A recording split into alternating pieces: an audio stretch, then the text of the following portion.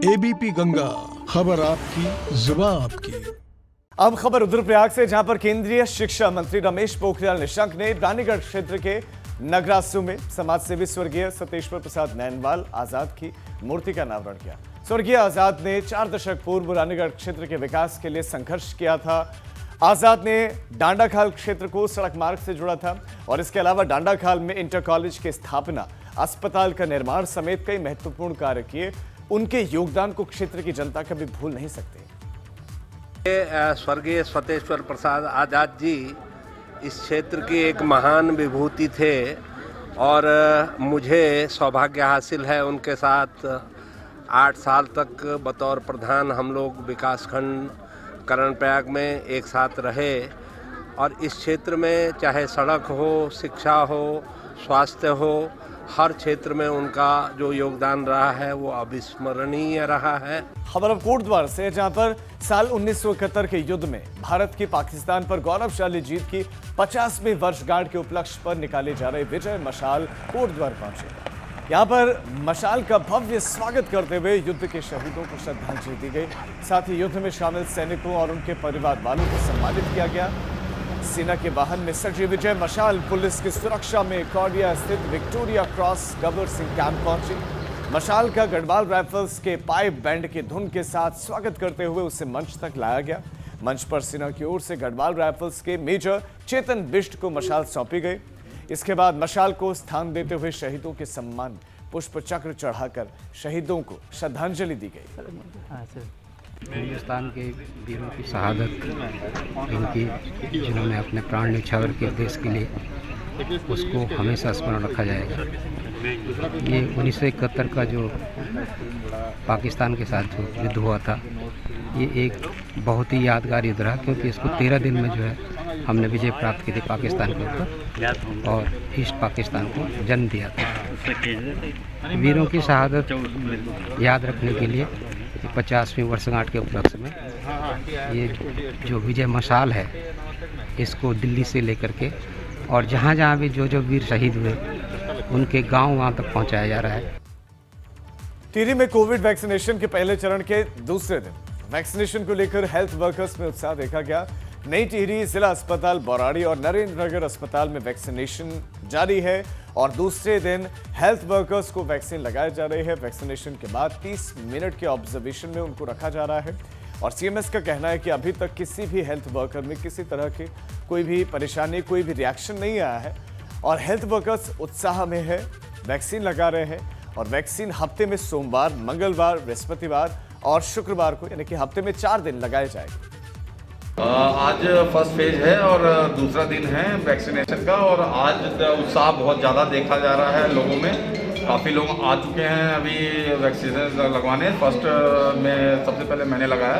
Vaccination जो vial है उस पर भारत लिखा देख के ही बहुत प्राउड फील हो रहा है और सबको लगवाना चाहिए। इसका कोई साइड इफ़ेक्ट नहीं है और इसमें मतलब कोई ऐसी बात नहीं है, डरने की बात नहीं है। तो मुझे पौड़ी में भी व्यवस्थाएं चाक चौबंद हो, इसके लिए सीएमओ ने व्यवस्थाओं का जायजा लिया। कोरोना वैक्सीनेशन को लेकर की गई सभी व्यवस्थाओं को उन्होंने संतोषजनक पाया। पौड़ी में 2 दिन वैक्सीनेशन अभियान चलेगा, जिसमें पहले दिन 80 हेल्थ वर्कर्स को टीका लगाया गया। बाकी बचे हुए हेल्थ वर्कर्स को टीका आज लगाया जा रहा है। इंडिविजुअली जो है हम सबको फ़ोन कर रहे हैं आने के लिए, ताकि सब लोग आ सके समय से और टीका लगवा सके। और जितनी भी व्यवस्था है हमने पूरी अपनी टीम जो है वो मेडिकल उसकी लगा दी है फैसिलिटी की, और उसके अलावा जो दूसरे डिपार्टमेंट के लोग हैं वो भी पहुंच गए हैं समय से। तो हमारी पूरी व्यवस्थाएं, एनाफिलाक्सिस किट हमने रखी हुई है, एफआई किट रखी हुई है। नोडल हैं डॉक्टर अमित रौतेला हैं यहाँ पे, सीएमएस साहब डॉक्टर राणा यहाँ पे मौजूद हैं। हम सभी लोग यहाँ पे समय से पहुँच गए हैं और पूरी व्यवस्थाएँ हैं। बढ़ते आगे, देवभूमि उत्तराखंड में रोड सेफ्टी महीने की शुरुआत हो गई है। आज पुलिस लाइन में आयोजित कार्यक्रम में पुलिस महानिदेशक अशोक कुमार ने रोड सेफ्टी महीने की शुरुआत की है।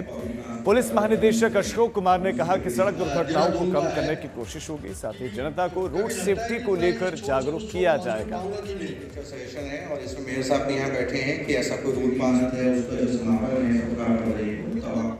स्मार्ट सिटी का काम देहरादून में हो रहा है और ये काम जब पूरे हो जाएंगे तो निसंदेह कर सकते हैं ताकि जो लोग प्राइवेट वाहन यूज कर रहे हैं पब्लिक ट्रांसपोर्ट ज़्यादा।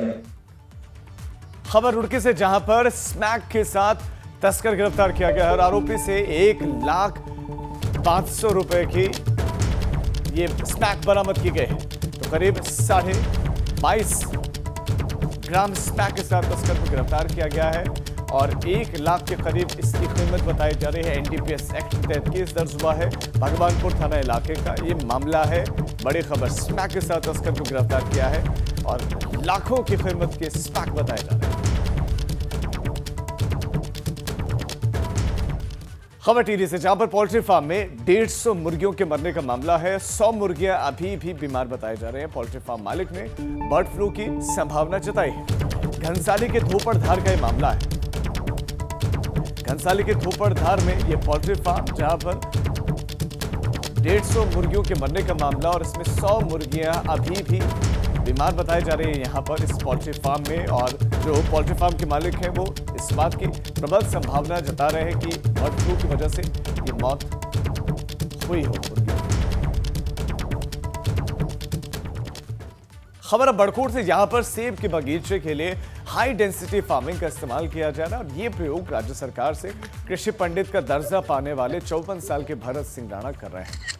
हिमाचल की तर्ज पर सेब बागवानी के क्षेत्र में 4 नाली जमीन में करीब 1000 सेब के ये पौधे लगाकर इसका प्रयोग किया जा रहा है और इसकी खासियत ये है कि ये 1.5 साल में फल देना भी शुरू कर देता है, जिससे महज ये 2 फीट जगह ही घेरता है और फल देना शुरू कर देता है।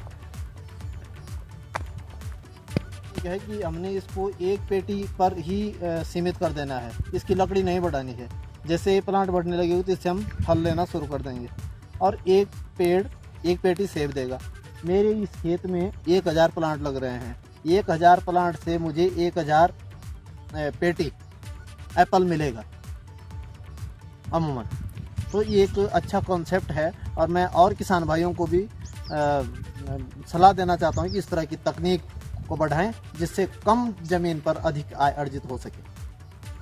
पर्यटन मंत्री सतपाल महाराज चंपावत के दौरे पर रहे और इस दौरान सतपाल महाराज ने अधिकारियों के साथ समीक्षा बैठक की। कैलाश मानसरोवर यात्रा के दौरान लोहाघाट में यात्रियों के रुकने वाले पड़ाव को फिर से खोलने पर सतपाल महाराज ने कहा कि चीन के साथ तनाव की वजह से यात्रा संभव नहीं हो पाई।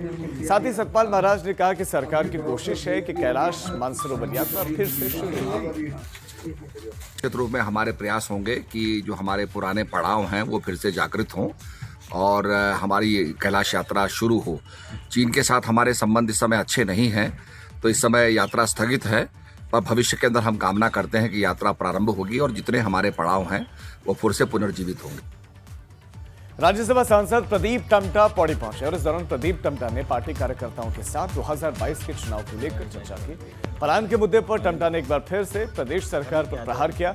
टमटा ने कहा कि सरकार जनहित के मुद्दों को दरकिनार कर रही है। टमटा ने सरकारी अस्पतालों को पीपीपी मोड पर दिए जाने का भी विरोध किया।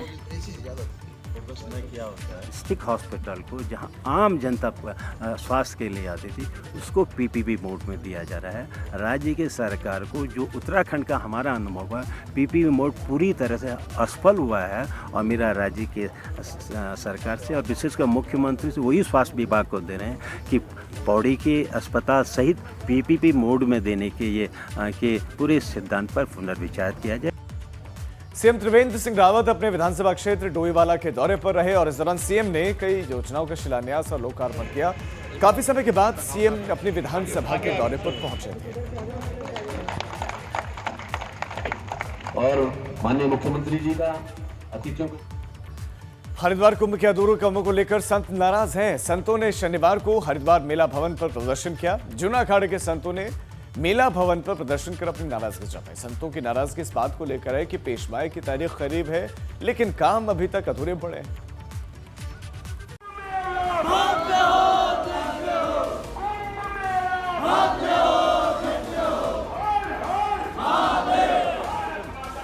हरिद्वार में कुंभ के अधूरे कामों को लेकर अब संतों का गुस्सा खुलकर सामने आने लगा है। एबीपी गंगा भी जिस बात को पिछले काफी समय से कह रहा है, अब वही बात हर मुंह से निकल रही है।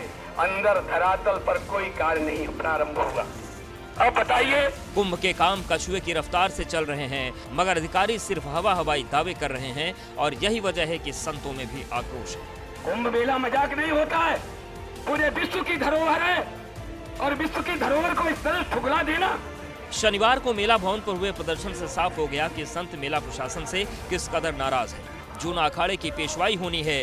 बरेली से संत हरिद्वार के लिए रवाना हो गए हैं, मगर हरिद्वार में अब तक संतों के ठहरने का इंतजाम नहीं है। बनारस से हमारे जो 350 महामंडलेश्वर हैं, उनके लिए हौदे, उनकी व्यवस्था के लिए साजो सामान, जो भी जुलूस में निकलता है वो सारा वहाँ से ट्रकों से चल दिया है। आज समस्या इस तरह से जूना अखाड़े को आ गई है कि हमारे पास ना कहीं रखने की जगह है, जो हमारी प्राचीन से जगह है वहाँ पर गंदगी और जो है मिट्टी और सारा पत्थरों को ढेर लगा हुआ है। अपने को कुछ करना होता है, कुछ आगे बढ़ना होगा तभी कुछ होगा। तो आज हम लोग बहुत दुखी मन से यहाँ CCR में मेला ऑफिस में पहुँचे हुए हैं। 25 जनवरी को पेशवाई हरिद्वार पहुंचेगी। पेशवाई के लिए न शहर में व्यवस्था है, न संतों के ठहरने के लिए टेंट लगे हैं, न ही पेशवाई में चलने वाले सामान के रखरखाव की व्यवस्था है। संत गुस्से में हैं, अधिकारी देखिए अब कैसे हाथ जोड़ने को मजबूर हैं। हम कैंपिंग का भी बात करने नहीं आया, वो तो निर्णय हमारा जो जहाँ पे जखीरा रुकेगा पांडवेल, वहाँ मूलभूत जहाँ 3 अखाड़े रुकते वहाँ पे 150 हौदे आ रहे हैं। सवाल ये है कि ऐसी नौबत आई ही क्यों कि अधिकारियों को हाथ जोड़ने पड़ रहे हैं। ये उपमेला अधिकारी अंशुल सिंह हैं जो संतों के सामने हाथ जोड़कर खड़े हैं। संत तो दयालु हैं, उनका दिल बड़ा है, वो भले ही आशीर्वाद दे दें, मगर देश के उस आवाम का क्या जिसकी आस्था कुंभ में है, उस आवाम को अधिकारी क्या जवाब दें। सरकार और मेला प्रशासन अभी तक ये पूरी तरह से साफ नहीं कर पाया कि कुंभ का स्वरूप कैसा होगा। इससे भी अहम सवाल ये है कि अभी ये भी नहीं पता कि कुंभ होगा भी या नहीं। अधिकारियों के हवाई दावे हैं जो न संतों के गले उतर रहे हैं और न ही आम जनता के। कुंभ में कोई काम हो ही नहीं रहा है, लिपा पोती के अलावा कोई काम नहीं है, कोई कुंभ का पैसा कहीं नजर नहीं आ रहा है। ये जो आप काम देख रहे हैं ये बनता है, टूटता है, बनता है, इसके अलावा कोई काम नहीं है। ना सरकार तो शुरुआत हुई गई है, शुरुआत कुंभ की हो गई, लेकिन सरकारी तरफ से नहीं हुई अभी तक। ये तो हमारे तुम्हारे रूप से शुरुआत हो गई नहीं, शुरुआत तो अभी चल रहे हैं। मुझे तो उम्मीद है नहीं कि आप कुंभ के बाद भी ये पूरा कर जाएगा, चलते। संतों की नाराजगी अपनी जगह लाजमी है। अभी तक हरिद्वार में जिस तरह से कुंभ के काम चल रहे हैं, उसको लेकर अब आशंका इस बात की है कि मेला प्रशासन और सरकार कुंभ के आयोजन में जानबूझकर देरी कर रहे हैं। कोविड की वजह से कुंभ के ज्यादातर काम नहीं हो पाए। सरकार और मेला प्रशासन कुंभ की नाकामी का ठीकरा अपने सिर नहीं लेना चाहता, इसीलिए संतों के सामने कुछ और, पर्दे के पीछे कुछ और ही हो रहा है। ABP गंगा के लिए हरिद्वार से पंकज राणा की रिपोर्ट। कुंभ मेला मजाक नहीं होता है, पूरे विश्व की धरोहर है और विश्व की धरोहर को इस तरह ठुकरा देना। उत्तराखंड में प्रतिभाओं की, टैलेंट की कमी नहीं है। अलग अलग फील्ड में पहाड़ के लोग अपना हुनर दिखाते आए हैं, उसका लोहा मनवाते आ चुके हैं, मगर कुछ ऐसी छिपी हुई प्रतिभाएं भी हैं जिनके बारे में कम ही लोग जानते हैं। ऐसी ही कुछ प्रतिभाओं को हम आपको दिखाते हैं।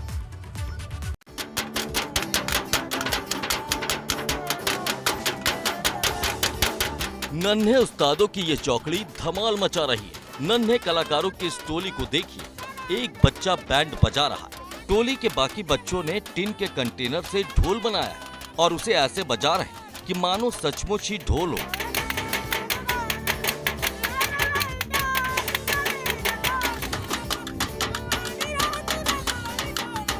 बड़कोट के सरनोल गांव में बच्चों की ये टोली इन दिनों चर्चा का विषय बनी हुई है। कोरोना की वजह से कक्षाएं तो चल नहीं रही हैं, इसीलिए बच्चे इस तरह से गीत गाकर मनोरंजन कर रहे हैं। हमारे स्कूल बंद है, हम ये ढोल बना रखा है मनोरंजन के लिए, खेलने के लिए हमको मजा आता है। बगैर किसी वाद्य यंत्र के भी बच्चों ने समा बांध दिया है। सुर और ताल का ऐसा संगम कि देखने वाले दंग रह जाए।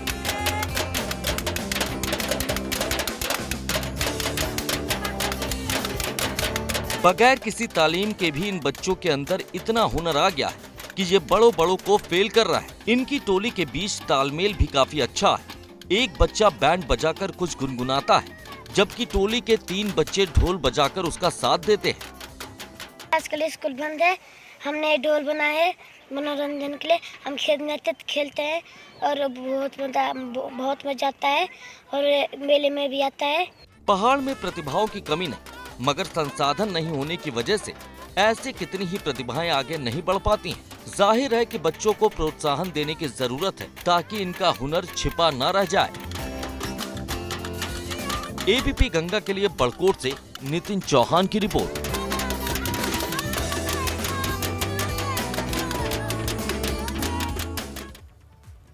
धर्मनगरी हरिद्वार में एक बार फिर से रौनक लौट रहे हैं। लॉकडाउन के बाद से छाई वीरानी अब धीरे धीरे यहां वापस लौट रही है।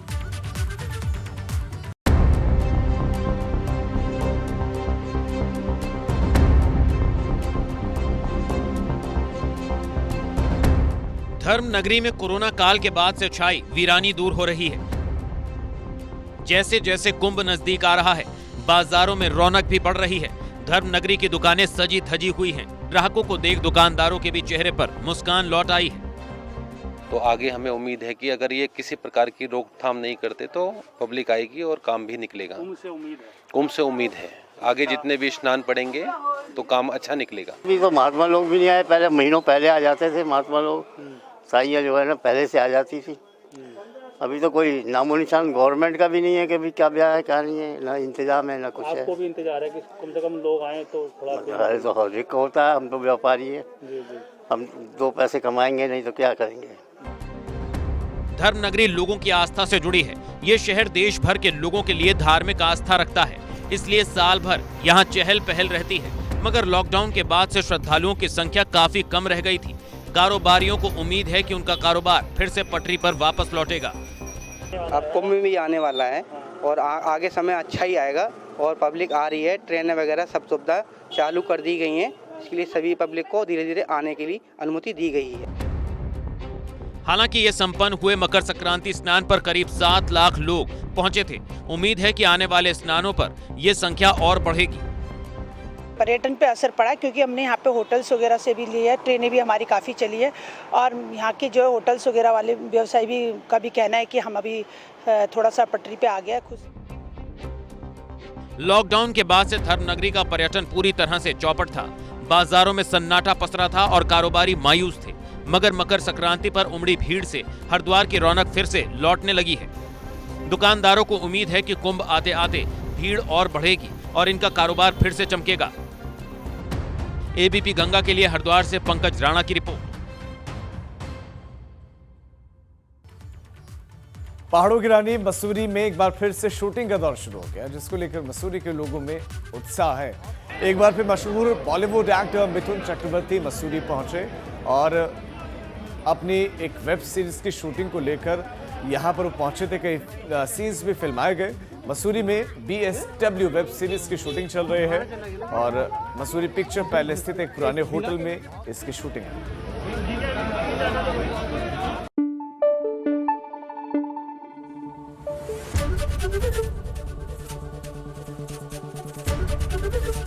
ABP गंगा, खबर आपकी, जुबान आपकी।